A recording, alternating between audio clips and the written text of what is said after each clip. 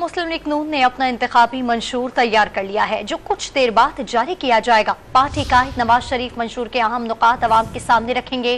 पाकिस्तान को सच्चे मंशूर से नवाज दो इंतखाबी स्लोगन होगा।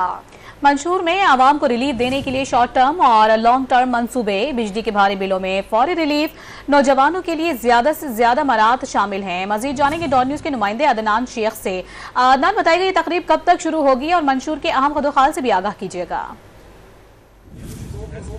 आज बिल्कुल पाकिस्तान मुस्लिम लीग नून के लिए आज का दिन तारीखी अहमियत का हामिल होगा, क्योंकि आज मुस्लिम लीग नून मंशूर का ऐलान करने जा रही है। और आज जो मंशूर का ऐलान है ये मुस्लिम लीग नून के मरकजी सेक्रेटेरिएट मॉडल टाउन में आपसे कुछ देर के बाद पार्टी कायद मियां मोहम्मद नवाज शरीफ इसका ऐलान करेंगे। जबकि इस मौके पर जो दीगर कायदीन है, मरियम नवाज, हमदा शहबाज, इसहाक डार समेत दीगर जो कायदीन है वो भी आज के इजलास में जो है वो शरीक होंगे। और सबसे पहले जो स्लोगन होगा नून लीग का इस इलेक्शन में वो हम 9 मई वाले नहीं बल्कि 28 मई वाले होंगे, ये स्लोगन दिया गया है। इसके अलावा लॉन्ग टर्म और शॉर्ट टर्म की जो पॉलिसी है और उसके मुताबिक पाकिस्तान को माशी सूरत-ए-हाल से, माशी बदहाली से निकालने के लिए तजावीज़ जो है वो दी जाएंगी। आवाम के सामने नवाज शरीफ वो तमाम जो मंशूर है वो पेश करेंगे। इसके अलावा आवाम को दी जाने वाली जो सेहत की सहूलियात है उस हवाले से भी तजावीज़ दी जाएंगी। बेरोजगार नौजवानों के उनको आसान इक़्तिसाद के ऊपर जो है वो कर्जा फराहम किया जाएगा।